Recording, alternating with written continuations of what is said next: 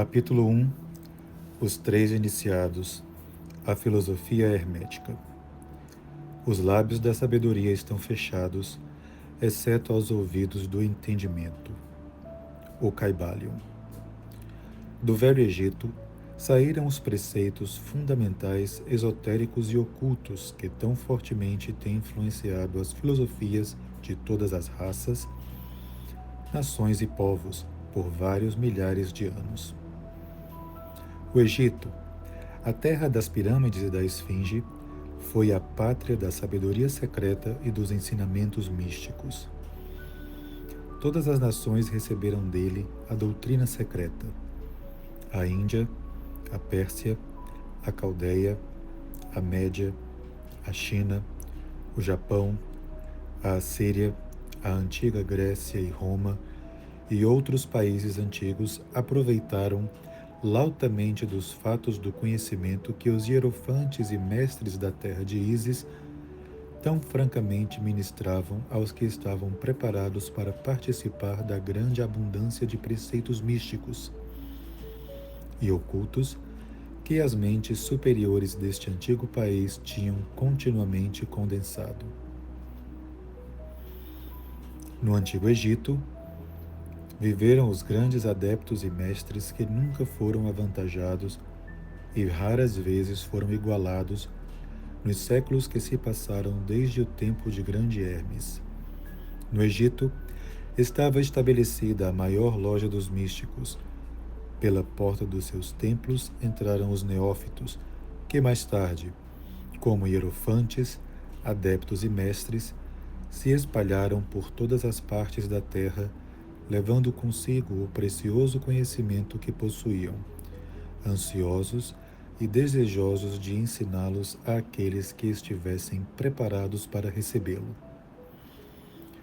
Todos os estudantes do oculto conhecem a dívida que têm para com os veneráveis mestres deste antigo país. Mas entre estes grandes mestres do Antigo Egito, existiu um que eles proclamavam como o mestre dos mestres.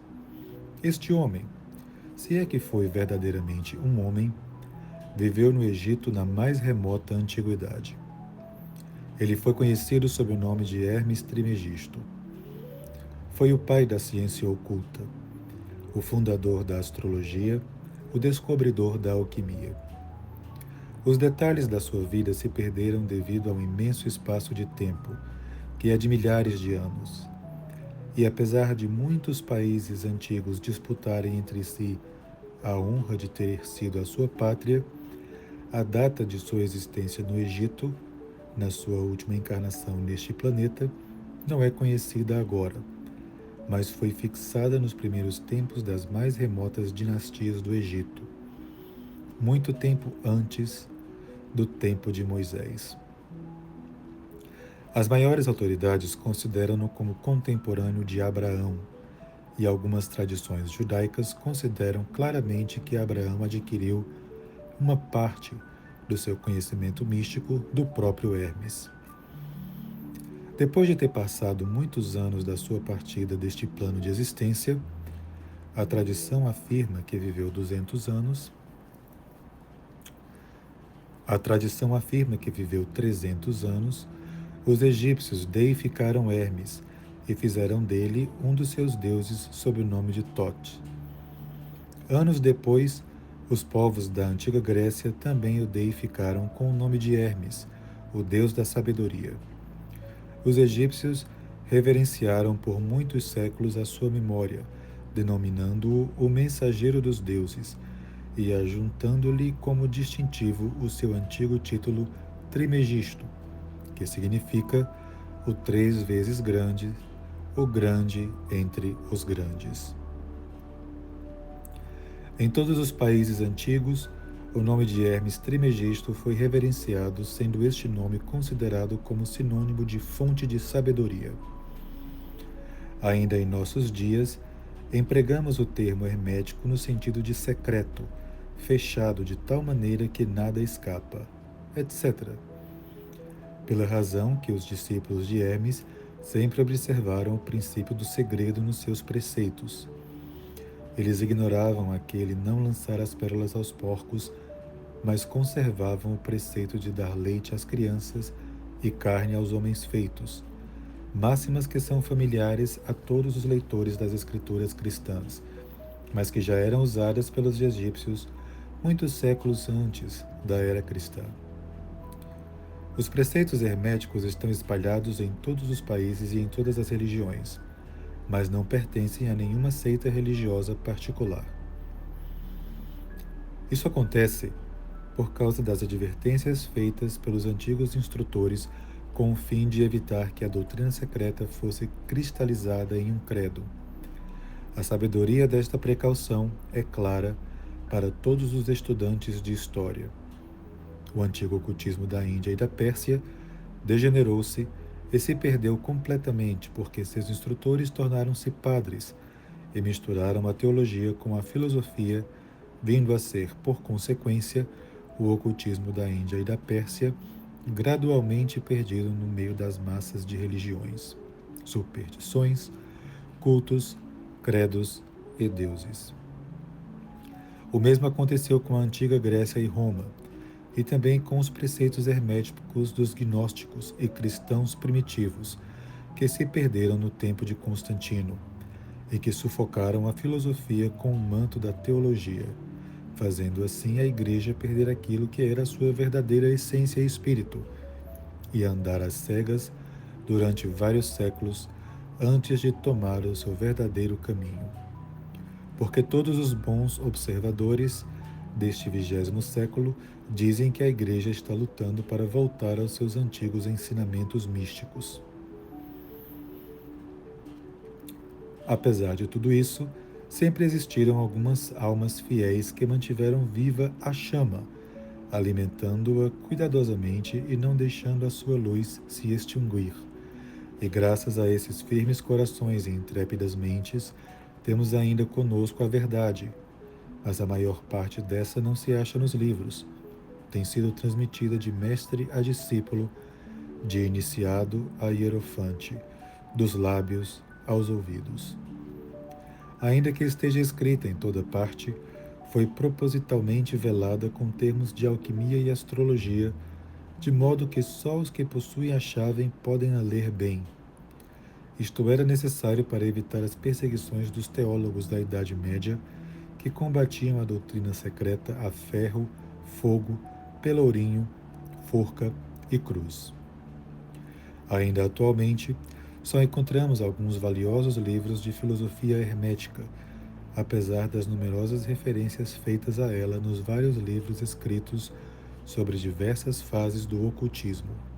Contudo, a filosofia hermética é a única chave mestra que pode abrir todas as portas dos ensinamentos ocultos.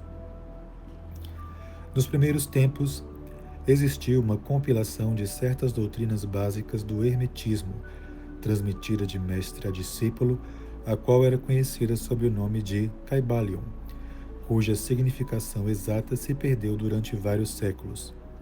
Este ensinamento é, contudo, conhecido por vários homens a quem foi transmitido dos lábios aos ouvidos desde muitos séculos. Esses preceitos nunca foram escritos ou impressos até chegarem ao nosso conhecimento. Eram simplesmente uma coleção de máximas, preceitos e axiomas não inteligíveis aos profanos, mas que eram prontamente entendidos pelos estudantes e, além disso, eram depois explicados e ampliados pelos iniciados hermetistas aos seus neófitos. Esses preceitos constituíam realmente os princípios básicos da arte da alquimia hermética, que, contrariamente ao que geralmente se crê, baseia-se no domínio das forças mentais, em vez de no domínio dos elementos materiais, na transmutação das vibrações mentais em outras, em vez de na mudança de uma espécie de metal em outra. As lendas da pedra filosofal que transformava qualquer metal em ouro eram alegorias da filosofia hermética perfeitamente entendidas por todos os estudantes do verdadeiro hermetismo. Neste livro, cuja primeira lição é esta, convidamos os estudantes a examinar os preceitos herméticos tal como são expostos no Caibalion e explicados por nós, humildes estudantes desses preceitos que, apesar de termos os títulos de iniciados, somos simples estudantes aos pés de Hermes, o mestre. Nós lhe oferecemos muitos axiomas, máximas e preceitos do Caibalion, acompanhados de explicações e comentários que cremos servir para tornar os seus preceitos mais compreensíveis ao estudante moderno, principalmente porque o texto original é velado de propósito com termos obscuros. As máximas, os axiomas e preceitos originais do Caibalion são impressos em tipo diferente de tipo geral da nossa obra. Esperamos que os estudantes a quem oferecemos esta obra, como possam tirar muito proveito do estudo de suas páginas, como tiraram outros que passaram antes pelo caminho do adepto, nos séculos decorridos, desde os tempos de Hermes Trismegisto, o mestre dos mestres, o 3 vezes grande, diz o Caibalion. Em qualquer lugar que estejam os vestígios do mestre, os ouvidos daquele que estiver preparado para receber o seu ensinamento se abrirão completamente. Quando os ouvidos do discípulo estão preparados para ouvir, então vêm os lábios para o encher com sabedoria. De modo que, de acordo com o indicado, só dará atenção a este livro aquele que tiver uma preparação especial para receber os preceitos que ele transmite e, reciprocamente, quando o estudante estiver preparado para receber a verdade, também este livro lhe aparecerá. Esta é a lei. O princípio hermético de causa e efeito, no seu aspecto de lei da atração, levará os ouvidos para junto dos lábios e o livro para junto do discípulo. Assim são os átomos.